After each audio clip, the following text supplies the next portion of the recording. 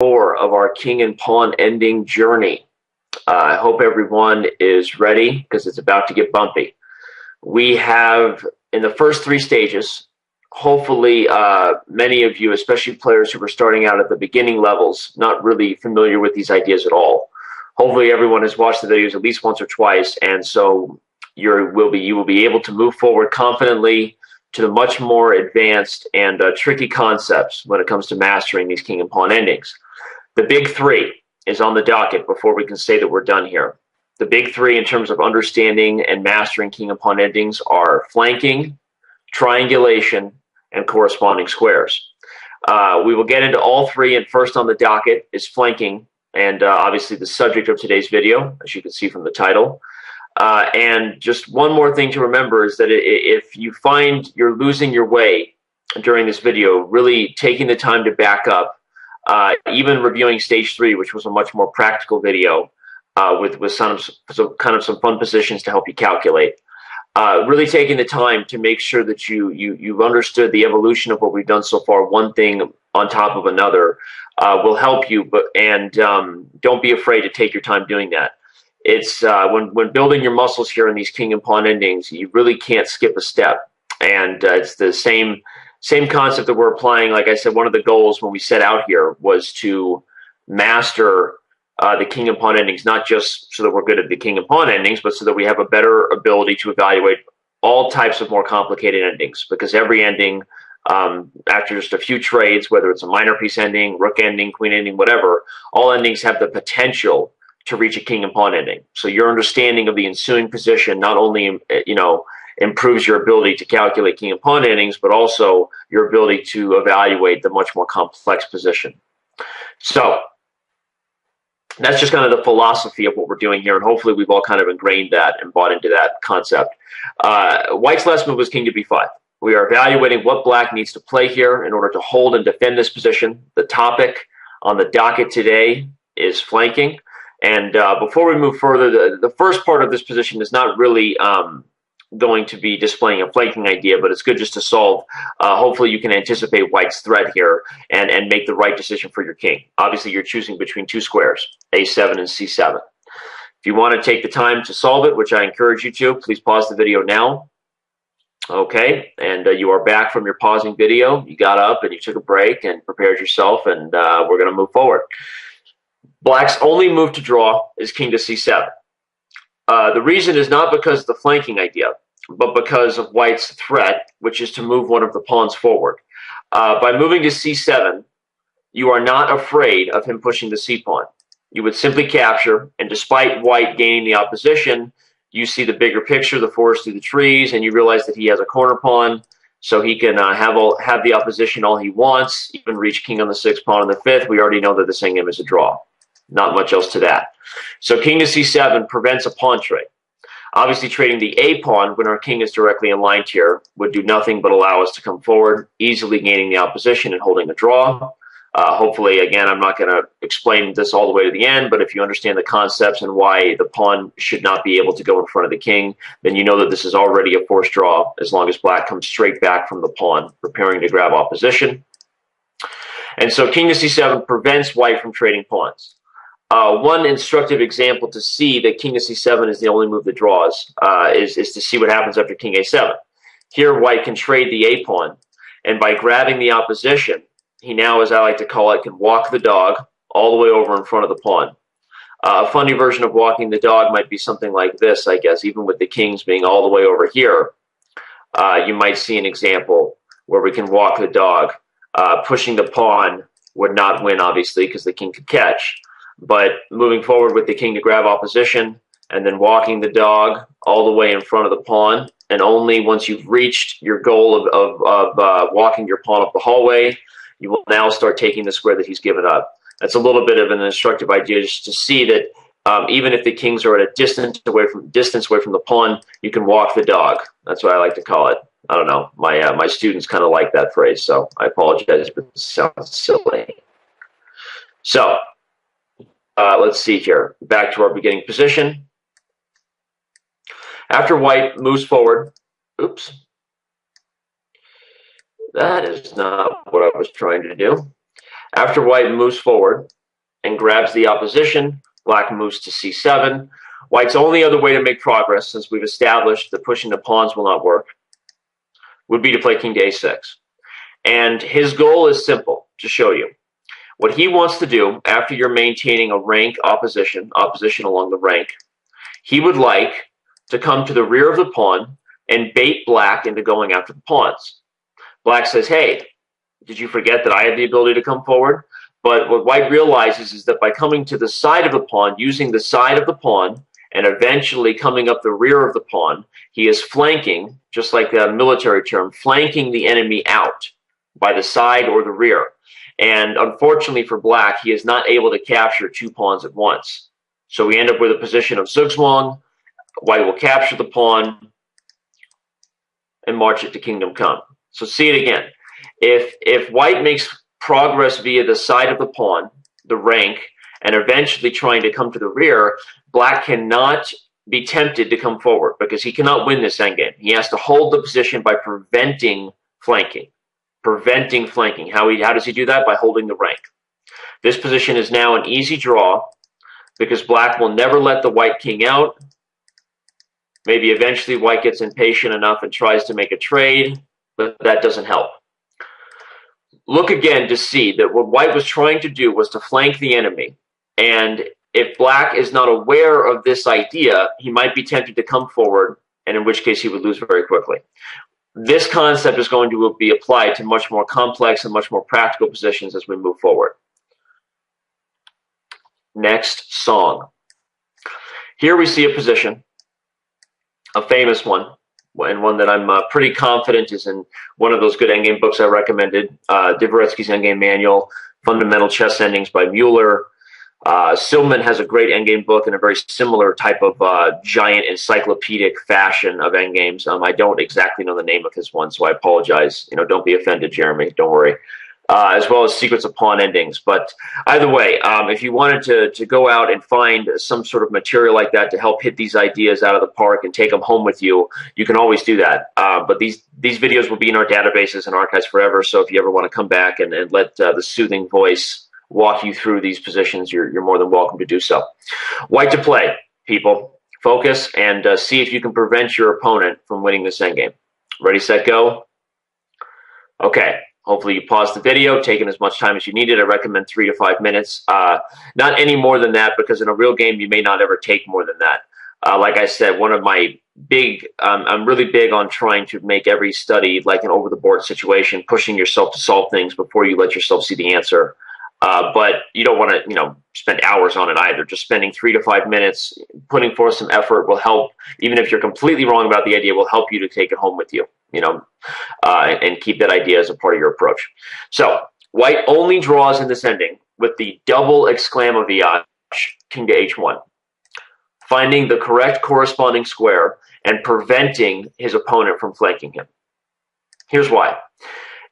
This is a very similar situation as to one we experienced before, where except it was white had the 2 pawns, right? The one we just did. But in this situation, the kings are a little bit further. They're a further distance away from each other, which always makes it harder to dictate the opposition because you have to anticipate waiting moves and all kinds of tricks. But with that being said, simple calculation can tell you that the most obvious way to try to hold this position eventually runs you into a brick wall. Now you are forced to take one of these 3 squares, and on any one of them, black will gain the opposition. If you go here, he can gain the opposition by gaining a tempo and then coming back. What will we be forced to do in a situation like this? Start moving forward and be pushed out, eventually losing the pawn and losing the game. Take another look. We cannot hold with direct opposition because we run into our own pawn. But ultimately, when you start to understand this concept of corresponding squares, you don't have to be fixated on direct 1 square apart opposition, because ultimately it just matters that when the critical opposition moment is reached, like if the king came closer to a pawn, that you would be able to hold the opposition. Not that you have the opposition forever to make yourself feel warm and cozy. All that matters is that when the critical moment is reached, you will have opposition. So king h1 is awesome. If king to e1, I will play king to g1. If king to e2, I would play king to g2. Let's say he waits. Well, obviously I'm going to go here. If king to e3, I will play king to g3. If king to e2, I will play king to g2. If king to e1, I will go king to g1. And so he waits again. We maintain this distant opposition, only coming forward when he does. And by the way, if he backs up, where do we go again? We back up. We have not made any progress here. And it's important when you understand that you are the defender of the endgame that, again, you don't get tempted to try to come forward, allowing him to flank you and push you out. Okay? The only trick to be aware of after king h1, and is a trick that some of my better students who actually consider this idea of king h1 and almost solve the endgame, but some of my better students reject this move because of a shot, a tactical trick, which is g4. However, hopefully you can all see that this move does not win. Not because you capture. If you capture, that's the trick. Black ends up queening with check. F takes, e4, g5, e3, g6, e2, g7, queenie poo. This is not the problem with g4. The problem is that once the pawn is committed, white simply moves the king back, and either next move we will capture, in which case both of us will be getting queens without checks, easy draw, or he will capture us, which is basically bringing our king forward one tempi at a time. He's helping us come out, and we will pick up the pawn within the next move. So you can watch the beginning of this video again a couple times if you need to, both sections before we move on to the latter part of the video if you'd like. But we've seen examples of aggressive and defensive flanking. Corresponding squares, essentially the definition of corresponding squares. As I said, any opposition is actually corresponding squares, but eventually we get to the point where corresponding squares is an advanced concept all on its own, which will not be in this video. But here we see another mini example of corresponding squares. Essentially, what corresponding squares is this.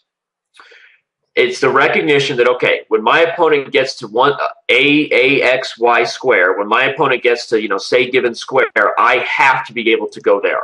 That's all you've recognized. When my opponent gets to certain square, the only square I have that holds opposition is this square. Now, this is a short example of it. Eventually, we'd like to be able to apply this concept with the kings on perhaps incredible opposite ends of the board, believe it or not.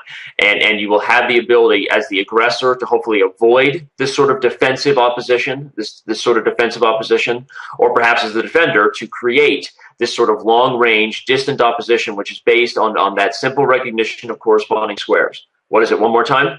When my opponent goes to x given square, I have to be able to go there because it's the only square that is capable of holding on either one of his moves forward. That's an example of corresponding squares. So if you need to slow down and look at that again, but this is a pretty good example of a defensive opposition, grabbing the corresponding square, and white holds the endgame. Pretty fun to see. I like doing it, kind of fun. Okay, next position, moving on. Like Donkey Kong. Moving on. Okay.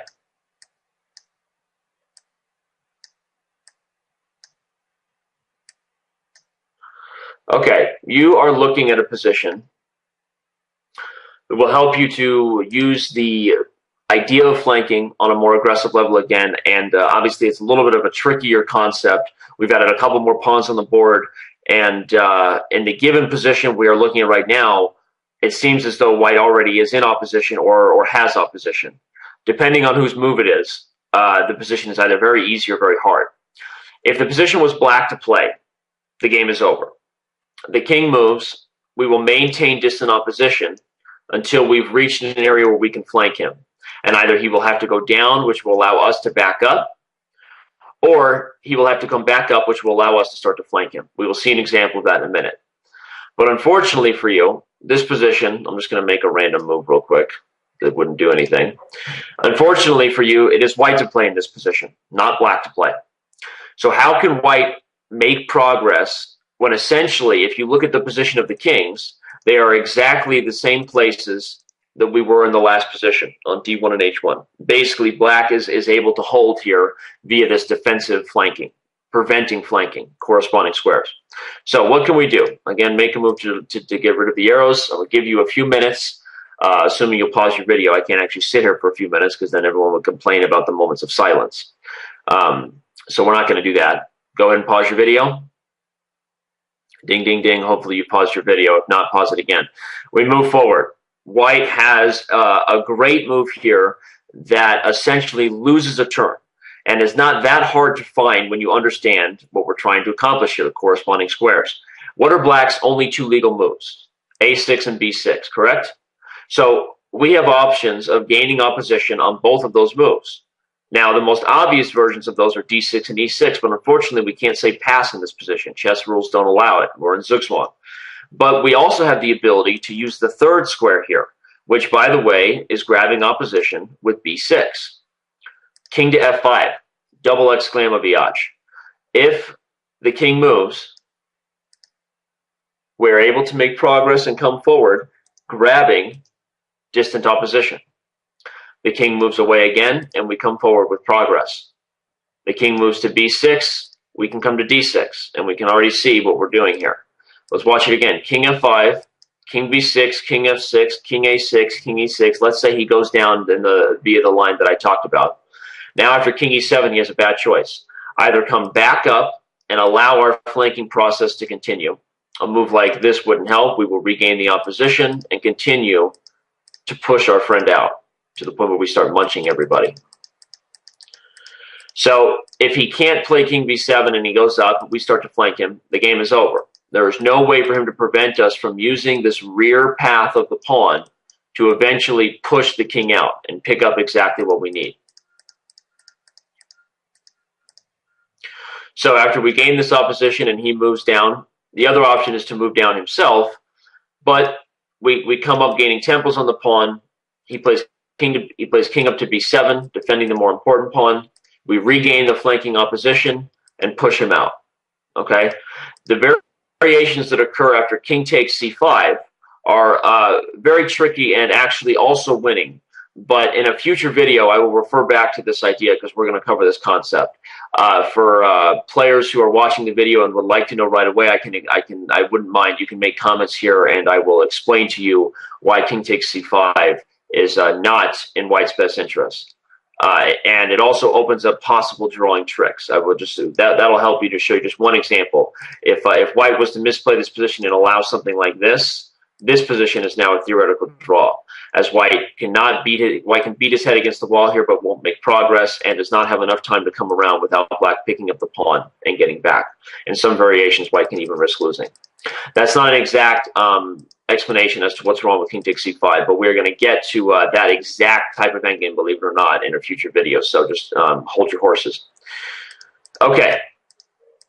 What matters, it really doesn't matter here, even if you're frustrated that I'm not showing you right away, it doesn't really matter because your perspective of this endgame is a white perspective, right?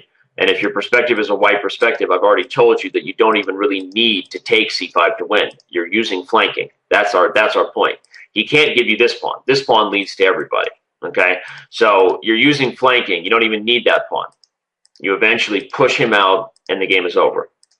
So take another look if you need to. Envisioning the position in your head if you can. My buddy David Pruis recommends that in some of his videos, and as a way to get better. I'm definitely into that, of trying to calculate in your head. And even if you're doing something that, let's say you know the idea, or it's something that is a little bit below your level, quote unquote, you might still make the effort to solve a position in your head, even if you think you know the answer, because the more you're visualizing things and calculating things in your head, it's like you're always working out. It's like staying in shape, you know, for a real game when you obviously do not have the option to move the pieces. So if you'd like to go through this video again another time, a second time, maybe a third time, who knows, maybe 9 times, okay? Go through it as much as you want, and as the positions become more familiar to you and you start to develop an intuition about flanking, you may just make an effort to not move the pieces at all.